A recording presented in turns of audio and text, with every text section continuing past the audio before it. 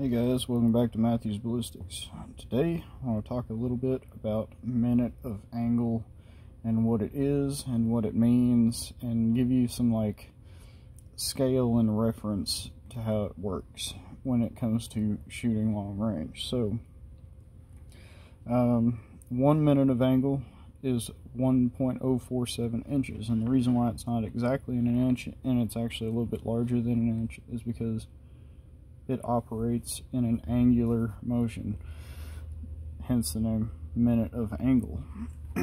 So it actually works in reference to a circle, in which case 1 MOA is equivalent to 1/60th of 1 degree.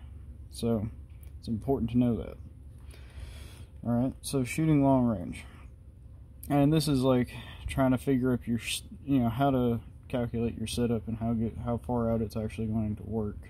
So on my 338 Lapua, I have a 20 MOA base. But before we get into that, we're going to talk about the scope. The scope I have is a Vortex Strike Eagle 5x25, or 5.225 50, I believe, which has 110 minutes of angle of adjustment.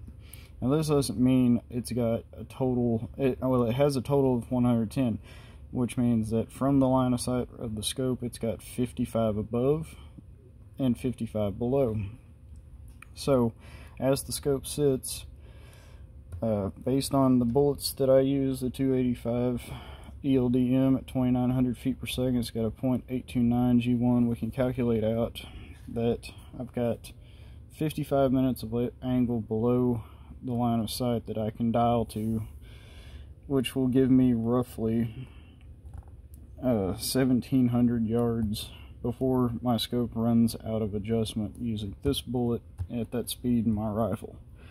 So to get further than that, you can either, there's not a whole lot of scopes out there that have much more than 110 minutes of angle of adjustment, so you can get an angle base, scope base. So on my particular rifle, it comes with a 20 MOA base. So this basically means that it moves the starting point up. So now I only have 35 minutes of angle above the line of sight of the scope, but now I have 75 minutes of angle below it, which will translate out to right at 2,000 yards, which is, by calculation, it will take me 73.8 MOA of adjustment to get to 2,000 yards.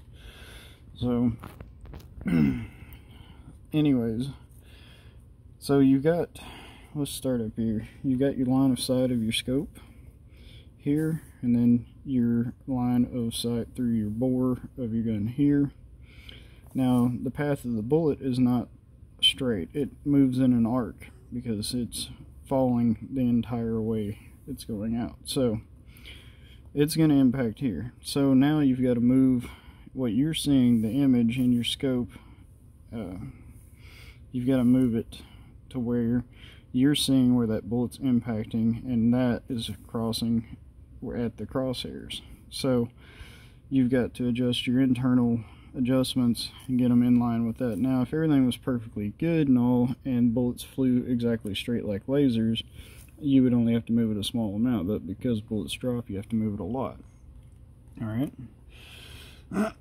so to get your bullet to come up to where you want it to hit, you're angling the scope downward, and you're actually angling the rifle barrel upward. So they're crossing paths. Your view is going to cross path with the actual bullet flight and where it hits the target.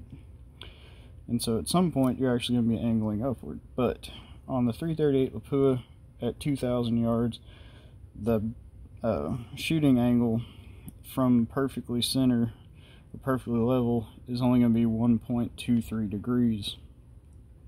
Doesn't sound like a lot, but at 2,000 yards, that's 1,554.1 inches of bullet drop. So that's like a lot of bullet drop.